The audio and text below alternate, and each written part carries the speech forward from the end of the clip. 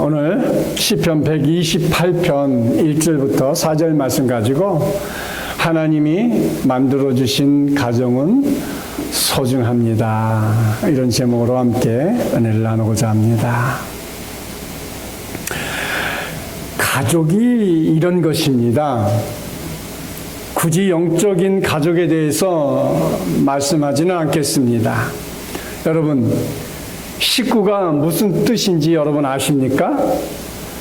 둘이 같이 앉아서 밥을 먹는 관계를 비롯하여서 온 식구가 둘러 앉아서 식사를 하고 온 성도들이 둘러서 식사를 하는 관계, 이게 가족이는 거예요.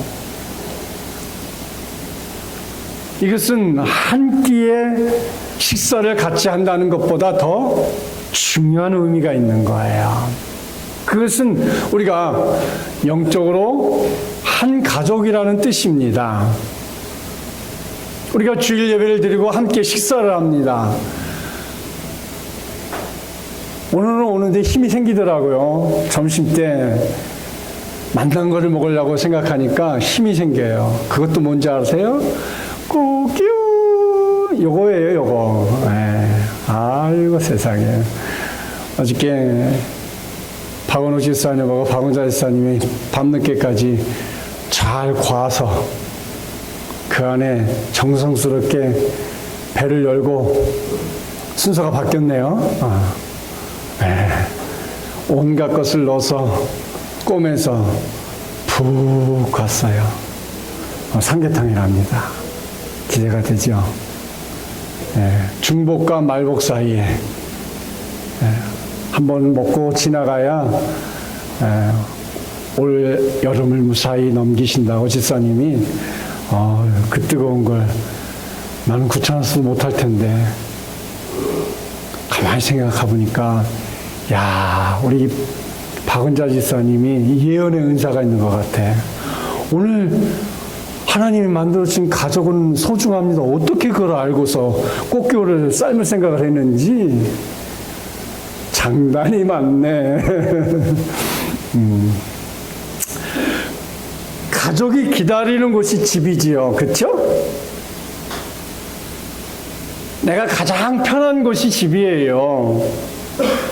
그렇다면 주님이 나를 기다려주는 곳, 그것이 우리의 영원한 집이 아니겠습니까? 우린 그 집에서 영원히 함께 살아야 할 가족입니다. 이 가족의 힘은 여러분 무궁무진합니다. 더욱 사랑하고 이해하고 아껴주고 그런 것이 가족이 된다는 것이지요. 여러분 가정에 사랑이 넘치는 가족이 되기를 축원합니다.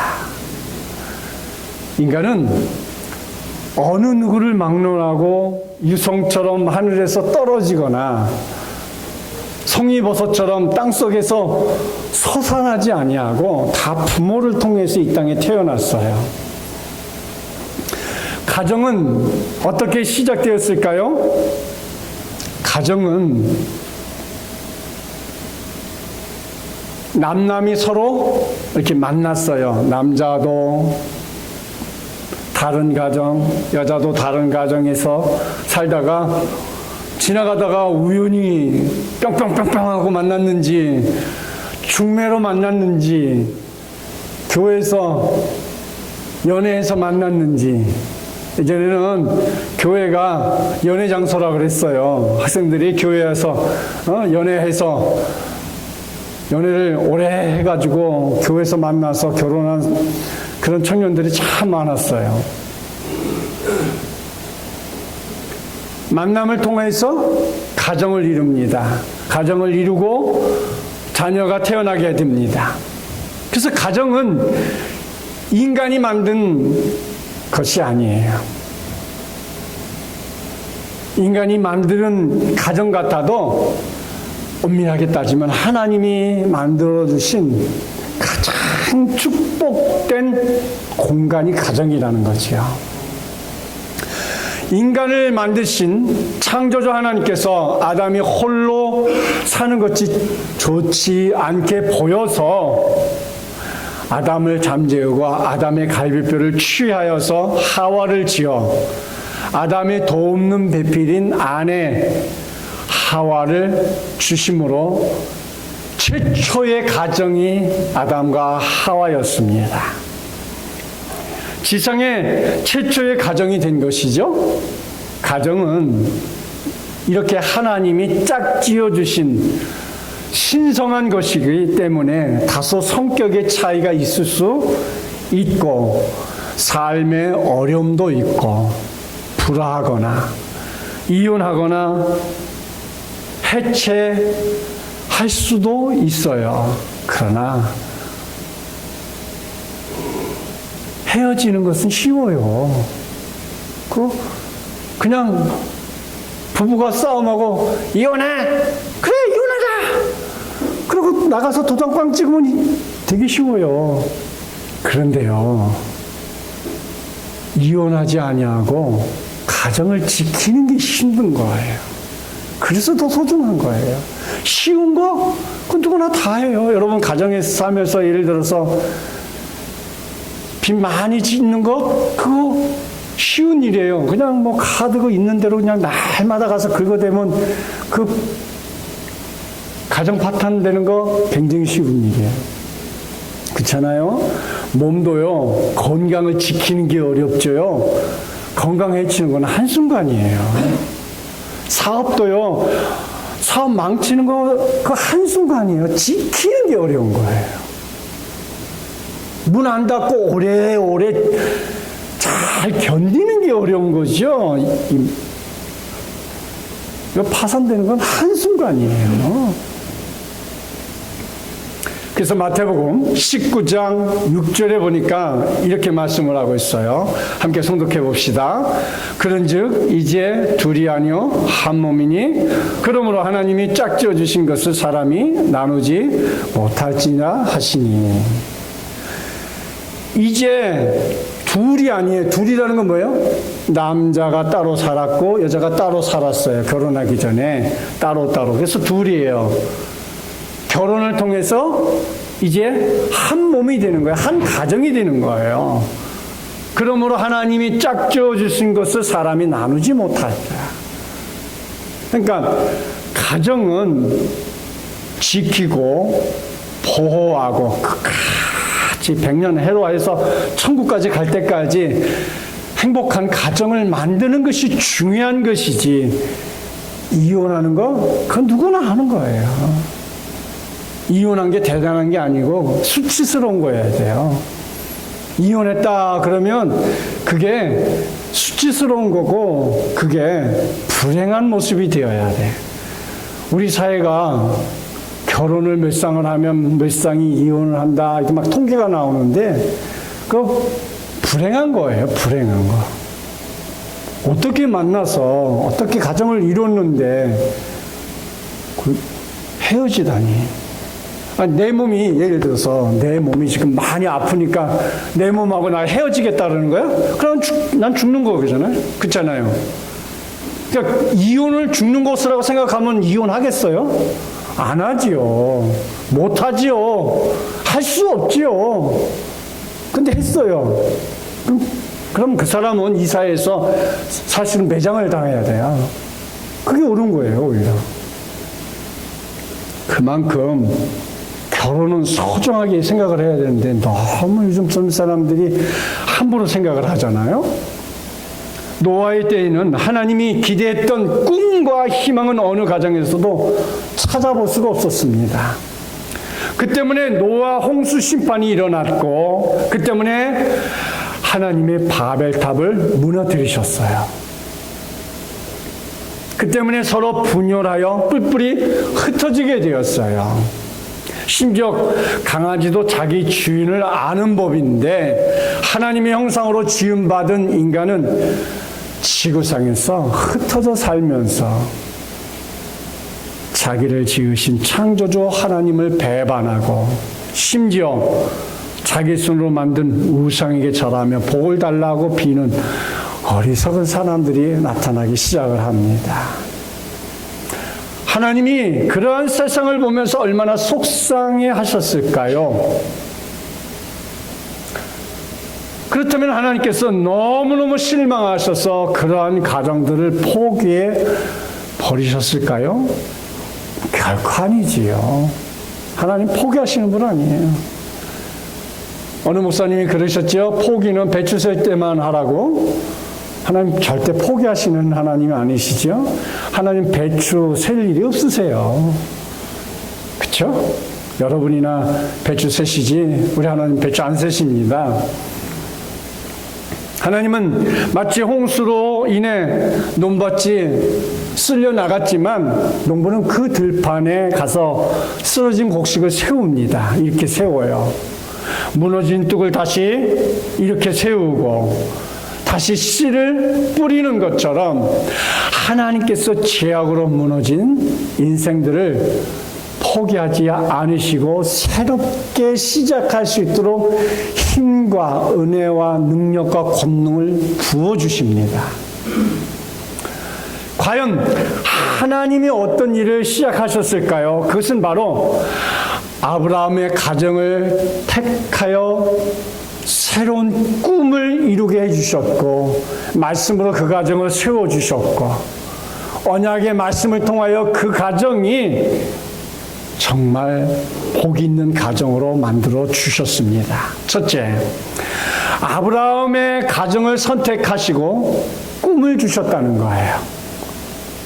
지구상의 모든 가정들이 사단의 지배 아래 꿈과 희망을 잃어버리고 죄와 고통 속에 죽음을 향해 나아가는 행진을 하고 있을 때 하나님이 그 가운데서 아브라함이라는 사람의 가정을 불러내었습니다.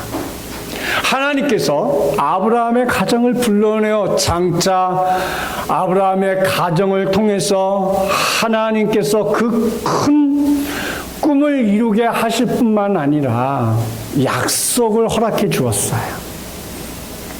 그 꿈은 다른 가정들은 불행하게 살지라도 아브라함의 가정만은 행복하게 만들어 주시겠다는 꿈이 아니었어요. 우리 창세기 12장 1절부터 3절까지 한번 찾아보는 시간을 좀 갖었으면 좋겠습니다. 창세기는 앞쪽에 있습니다. 창세기 12장 1절부터 3절 말씀까지 한번 찾아서 읽어보겠습니다. 찾은 줄 믿고 우리 한 목소리로 송독해 보겠습니다. 여호와께서 아브라함에게 이르시되 너는 너의 고향 아비의 집을 떠나 내가 내게 보여줄 땅으로 가라. 내가 너로 큰 민족을 이루고 내게 복을 주어 내 이름을 창대케 하리니 너를 축복하는 자에게는 내가 복을 내리고 너를 저주하는 자에게는 내가 저주하리니 땅의 모든 족속이 너로 말미암아 복을 얻을 것이나 하신지라.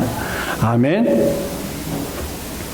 자, 창세기 12장 1절부터 3절 말씀의 내용이 뭐예요? 본토 친척 아비 집을 떠나서 내가 너에게 지시한 땅으로 가라. 모든 족속이 너로 말미암아 복을 얻을 것이니라. 이 말이에요. 아브라함의 가정도 이미 조상 대대로 우상을 만들며 섬기며 그것을 팔아 장사를 하는 가정에서 태어나서 75년 동안 살았지만 대를 이을 자녀가 없었어요. 다시 말해서 아브라함의 가정은 미래에 대한 꿈이 없는 가정이었다는 거예요. 미래가 없었어요. 미래. 가정에 자녀가 없다는 건 미래가 없는 거잖아요. 국가도 마찬가지로. 설령 아무리 오랜 시간이 흘러갈지라도 결코 그 꿈이 이루어질 가능성은 더욱 없어지고 많은 불행한 가정이었어요.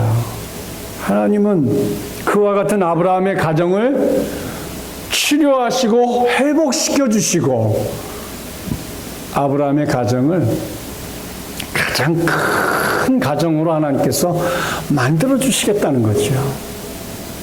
아브라함의 가정을 통해 온 세상 사람들이 다 복을 받고 잘되게 하는 복의 근원, 복의 종자씨가 되게 하시겠다는 꿈이었습니다. 여러분, 종자씨가 뭐예요?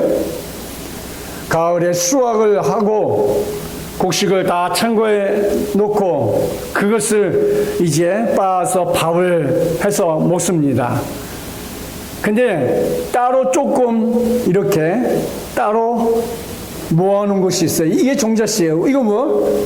봄에 다시 싹을 틔워서 모종을 해서 다시 키워야 이게 또 가을에 수확을 할 수 있기 때문에 종자씨를 따로 구분해서 놓습니다. 이건 절대 먹을 수 없어요.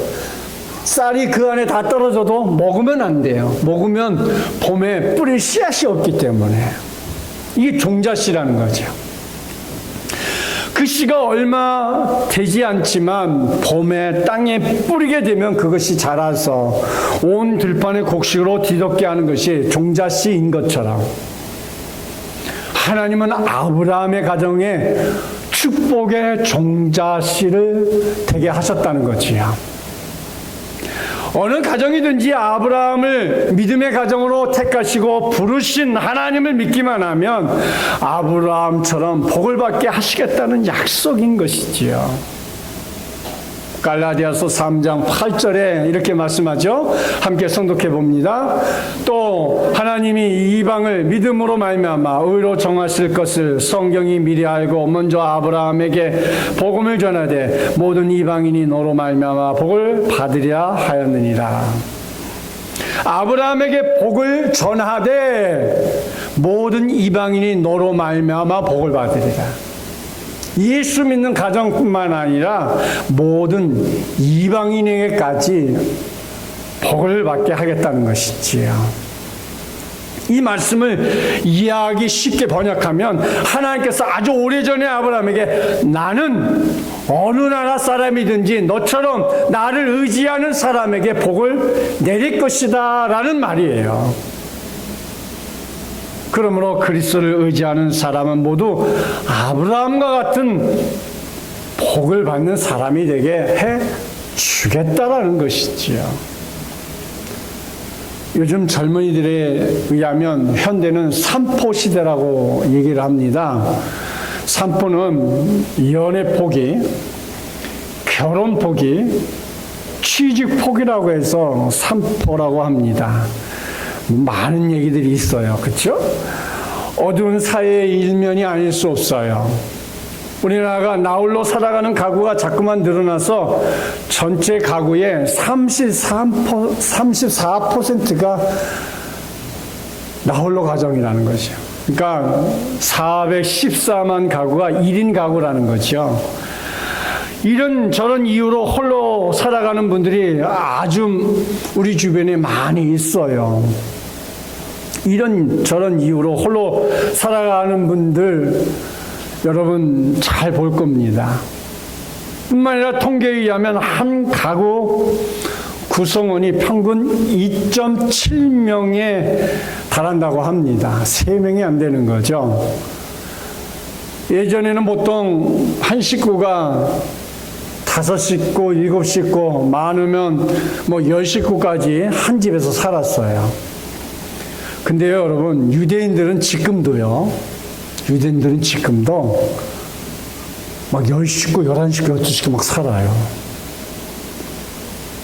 미국 LA에 조금 나가면, 한 10분만, 조금만 나가면, 저 베버리 쪽으로 잘 사는 동네 쪽에 가면, 이 유대인들이 집에 가면, 저는 가보진 못했는데, 그 옆에 사시는 미스체 우리 집사님이 이 얘기를 하시더라고요. 근데 유대인들은 부부가 자녀를 낳아가지고 그 아이들을 잘 키워요.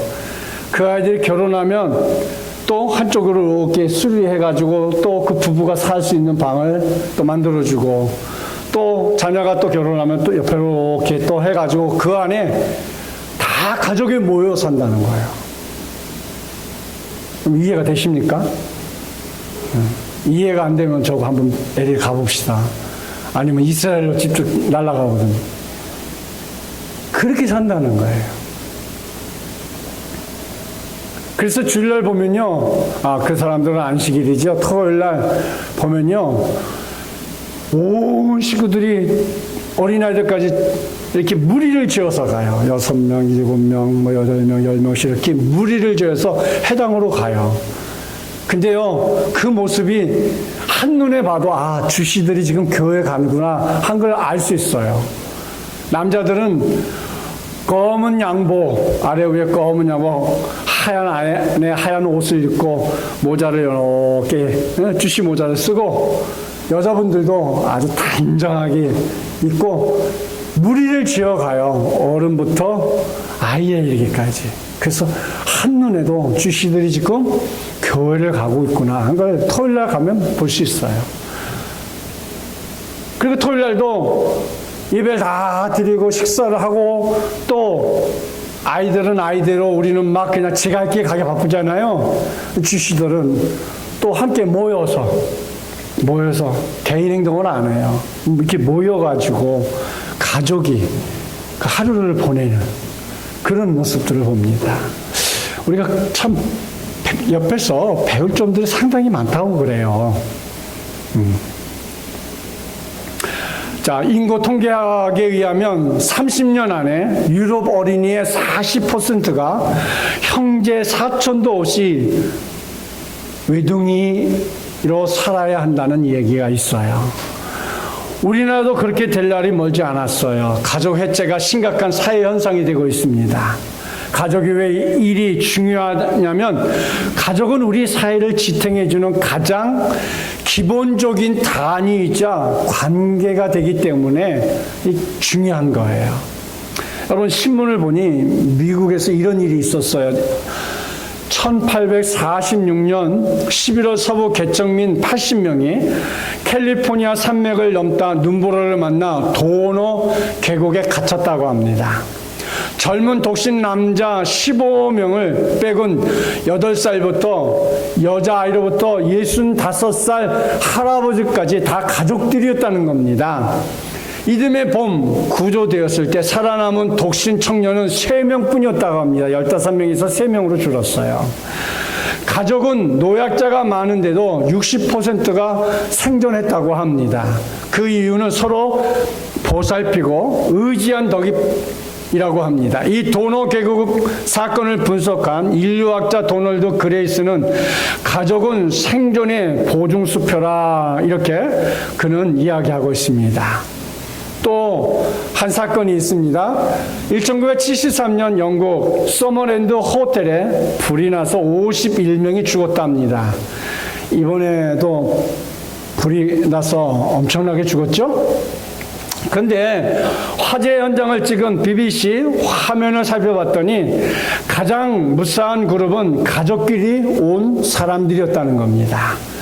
불이 나자 가족의 67%가 함께 움직였지만 가족이 없이 온 사람들 75%는 뿔뿔이 흩어졌습니다. 떨어져 있던 가족도 아수라장에서 서로 찾아 빠져나왔습니다. 친구가 친구를 찾아 헤맨 경우는 없었습니다.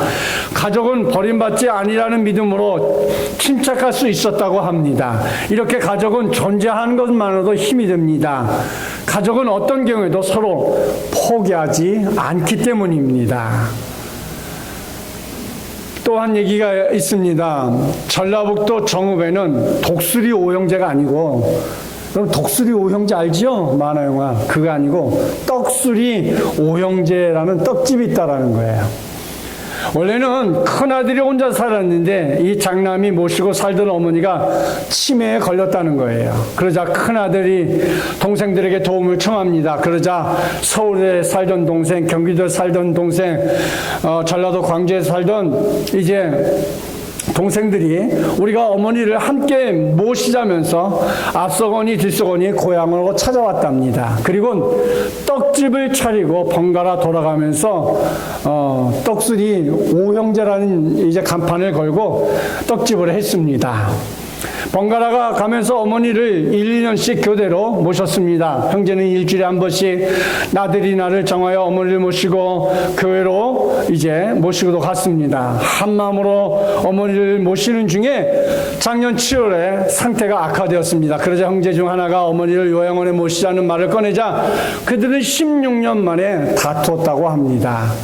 어머니는 합병증으로 호흡조차 어려울 정도였습니다. 그래도 동생들은 어머니가 돌아가셔도 집에서 돌아가시게 하자고 말하며 울었습니다. 형제는 1시간 넘게 말없이 있었습니다. 그때 큰아들이 말했습니다. 그러면 어머니가 더 일찍 돌아가신다. 이 말에 아무도 대꾸하지 못하고 하염없이 눈물만 흘리고 결국 어머니를 정읍의 한 요양원에 모셨다고 합니다. 그리고 다섯 형제가 지금도 매주 한 번씩 어머니를 찾아뵌다고 합니다. 다섯 형제니까 어머니는 일주일이면 5일 내내 아들, 며느리, 손주를 본다는 것입니다. 가족이 연합하면 못할 일이 없습니다. 자식들을 많이 낳아야겠네요. 이런 거 보면 꼭 많이 낳아야 돼. 그렇습니다. 이렇게 가족이 힘을 모으고 연합을 하고 뜻을 모으면 못할 일이 없는 거죠. 뜻이 하나 되지 못하고 마음이 하나 되지 못하니까 가족이 힘들고 어려운 것이에요. 가족의 힘이 이런 것이에요. 가족들이 힘을 합치면 정말 놀라운 역사를 만들어낼 수 있어요. 가족이 없다는 것이 이렇게 비참하고 또 쓸쓸한 모습도 들기도 합니다. 그러니 지금 우리 곁에 있는 가족들을 향해서 여러분 고마운 마음을 좀 표현해 봅시다. 옆에 누가 있든지 뭐 가족이 아니어도 이렇게 얘기해 봅시다. 고맙습니다. 축복합니다. 사랑합니다. 가족이 함께 있다는 게 이게 얼마나 귀중한 것인지 우리는 생각해 보아야 됩니다. 제가 내일부터는 좀 슬플 것 같아요. 모레는 이제 두 아들이 미국으로 가니까 슬플 것 같아요.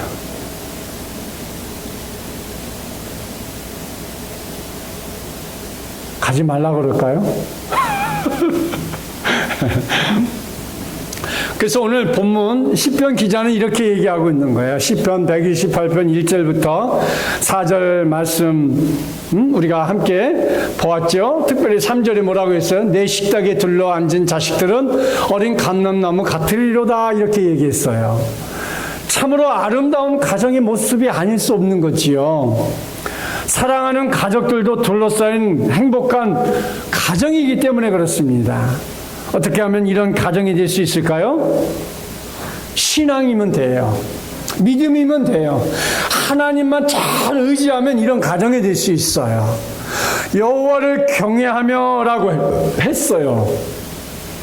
신앙으로 똘똘 뭉치면 가정보다 복된 가정은 없는 거예요.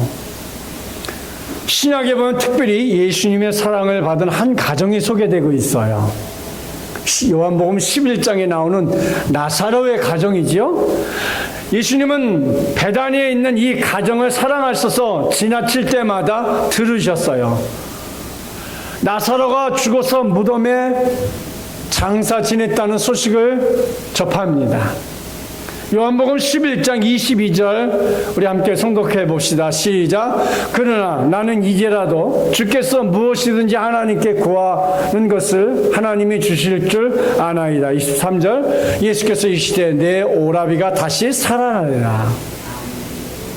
마르다는 오라비가 다시 살아날 것을 의심하지 않았다는 것이죠. 이것이 가족의 힘이에요. 이것이 믿음이에요. 두 번째로 부부는 하나님이 짝으로 만드셨으니 서로 존중해야 합니다. 언어학자 테넌 박사가 남자를 화나게 하는 말, 여자를 아프게 하는 말이라는 책을 썼는데 그 책에 이렇게 써 있어요. 그는 남녀 싸움의 90%는 언어에서 온다고 했습니다. 그에 의하면 여자는 대화를 통해 공감과 위로를 얻고자 하지만 남자는 해결책을 제시하거나 충고를 하야 하니까 말다툼이 발생한다는 것입니다. 남편이 논리적으로 말하는 것이 아내에게는 큰 상처가 되기도 하고 아내의 감정적인 말 한마디가 남편을 화나게 하기도 합니다.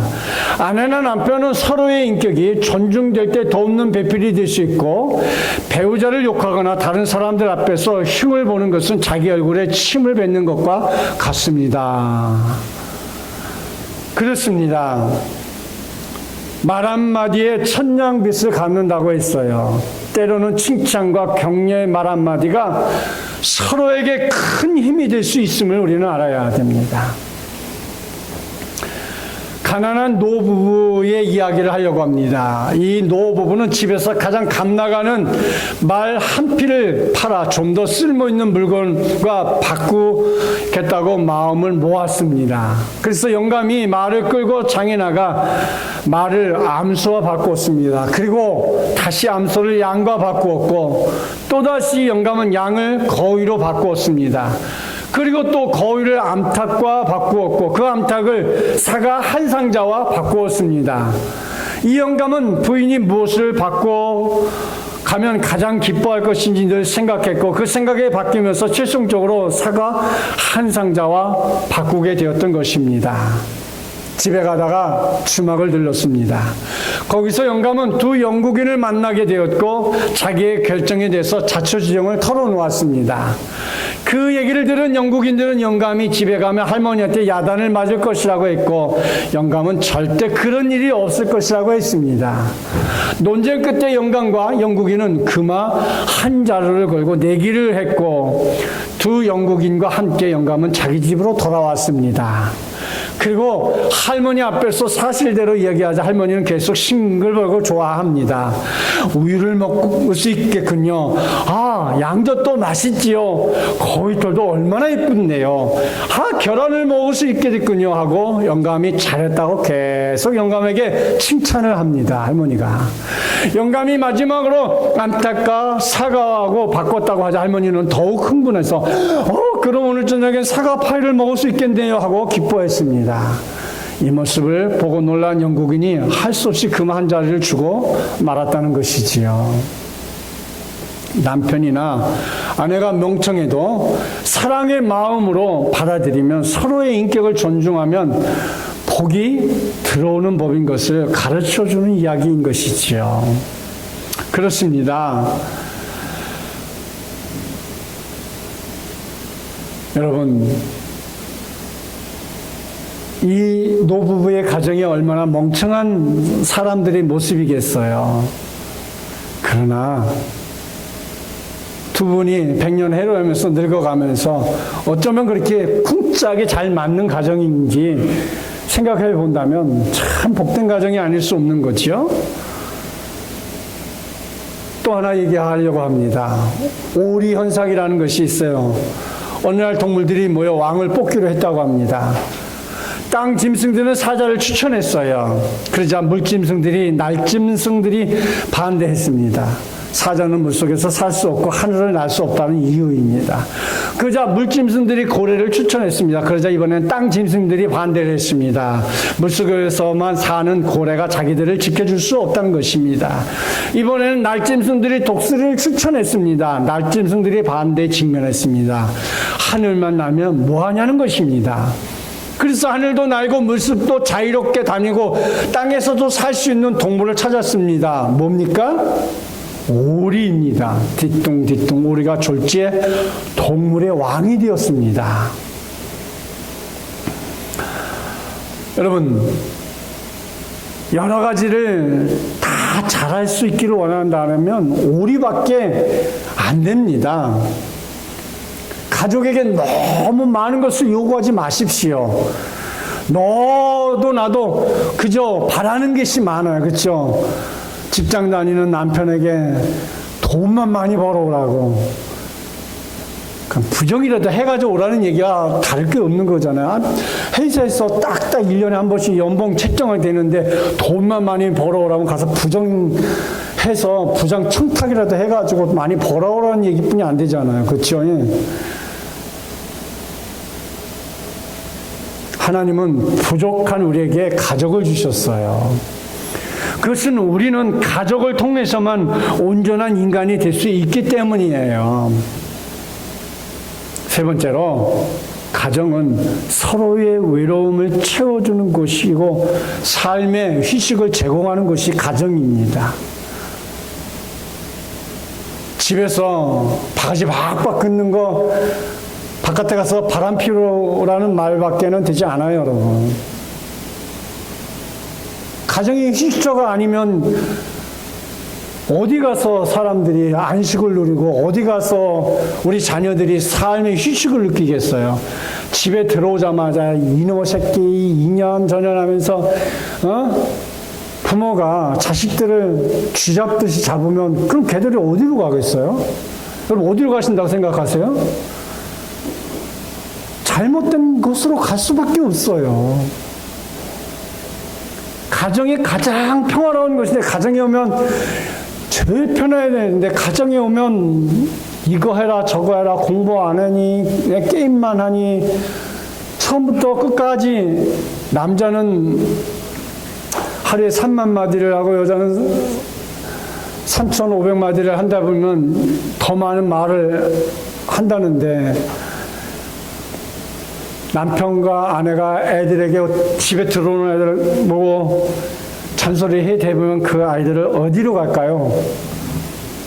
어디로 간다고 생각하십니까? 부모 그거 알아야 돼요.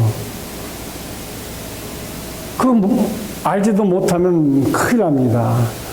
한번 올 연말이 되기 전에 여러분 자녀들하고 PC방도 가보고 키스방도 가보고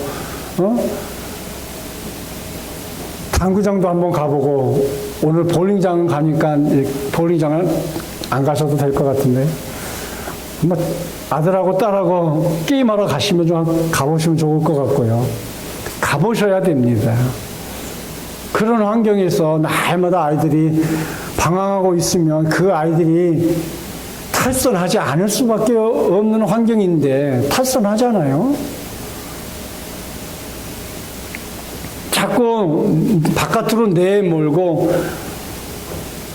뭐니 그들은 PC방이 휴식처가 되고 PC방이 가장 좋은 그 아이들의 환경이 되면 안 되지 않겠어요? 하나님이 주신 건강백서 2절에 이런 말이 있어요. 성경적 원리로 건강하게 사는 생활 습관 이야기가 있어요. 오래 사는 것보다 건강하게 사는 것이 더 중요하다. 생활 습관 하나만 바꿔도 더 건강하게 살 수 있다. 이 책의 저자는 세브란스 병원 원장을 역임하고 연세대학교 의무 부총장 겸 의료원장을 맡고 있고 오랜 시간 의료 현장에서 몸을 돌본 그야말로 전문가가 쓴 이야기입니다. 그 책에서 이렇게 얘기했어요. 인간의 몸은 우연히 만들어지지 않았다. 하나님이 지혜와 철저한 계획 가운데 가장 좋은 모습, 가장 아름다운 모습으로 창조되었다. 하나님 우리가 몸의 청지기로 살기를 원하신다. 하나님이 주신 몸을 건강히 관리할 때 기뻐하신다. 그리고 건강한 몸을 자신을 위해서만 사용하는 것이 아닌 어려운 이웃을 돕고 돌보기를 원하신다. 그것이 크리스천이 할 수 있는 하나님 나라의 확장이다. 그는 이렇게 얘기하고 있어요. 창세기 2장 18절에 여호와 하나님이 이르시되 사람이 혼자 사는 것이 좋지 아니하니 내가 그를 위하여 돕는 배필을 지으리라 하시니라. 내가 그를 위하여 돕는 배필을 지으리라. 하나님이 아담에게 하와를 보내주신 것은 사람이 혼자 사는 것이 좋지 아니했기 때문이라는 것이지요. 하나님 혼자 사는 아담의 어려움을 해결해 주었어요. 그래서 그래서 부부는 가장 행복한 휴식 공간을 가정에서 만들어 주어야 하는 것이죠. 탕자가 집을 나갔습니다. 집으로 돌아온 것은 탕자의 외로움을 채워줄 수 있는 아버지가 있었기 때문이잖아요. 육적으로는 아버지가 있었고 영적으로는 그게 어디예요? 하나님 나라 아니에요. 탕자가 아버지에게 왔다는 것은. 인간에게는 육체적으로 부모의 사랑이 있고 고향과 하나님 아버지가 계신 본향이 있기 때문에 가정과 천국에 대한 향수가 있는 거예요. 여러분, 고향 생각하면 무슨 생각이 들어요? 아우, 지겨운 곳. 아우, 두 번 다시 생각하기 싫은 곳. 그것이 고향이에요? 모든 사람에게 고향은요, 언젠가는 내가 가고 싶고 언젠가는 그곳에서 살고 싶은 것이 고향이라는 거예요. 많은 사람들이 보편적으로 얘기하는 게 고향이 그거예요. 고향 같은 가정이 되어야 돼요. 살고 싶은 곳이 바로 가정이 되어야 되는 것이죠. 그래서 가정을 잃었던 것을 우리는 다시 찾아주고 상처를 싸매주는 곳이고 환영하며 잔치를 베풀어주는 곳이고 편안하게 잠을 잘 수 있는 곳이 되어야 하고 쉼을 얻을 수 있는 곳이어야 됩니다. 가정은 육체적 희시절뿐만 아니라 가족이 함께 예배드리고 하나님의 은혜를 찬양하며 하나님의 가정의 중심에 모시고 살아가는 영적 안식처가 되어야 됩니다. 죄악의 세상에서 외로움과 아픔을 잊고 용서와 사랑 가운데 마음의 위로와 평안을 얻을 수 있는 그런 영적 안식처가 되어야 하는 것이죠. 세상에 그 무엇보다도 소중하게 여겨야 할 가정. 단순히 보통 사람들이 말하는 사랑이란 단어 한마디로 가족, 사랑하는 가정, 이런 표현이 되어야 합니다. 잠시도 소홀할 수 없고 함부로 해서는 안 되는 하나님 만들어주신 귀한 가정과 가족들, 한 번도 빼놓지 않고 매일매일 기도할 수 있는 하나가 되는 우리 한생명 비전교회 성도들의 가정이 되기를 축원드립니다. 한 가정의 가족관계는 우연히 이루어진 것이 아니라는 것을 알아야 됩니다. 천지를 만드시기 전부터 이미 택정해 놓으신 가정. 가족은 단순히 오다가다 만난 우연의 관계로 어쩌다가 생기는 그런 관계가 절대로 아닌 더욱 귀한 것이 가족이요 가정인 것이지요. 결론적으로 가정과 가족들의 소중함을 생각해보는 시간이 되시길 바랍니다. 가정은 삶의 휴식처이자 삶의 소망을 끊임없이 갖게 해주는 용기의 근원이 되는 그런 가정이 되시기를 축원드립니다.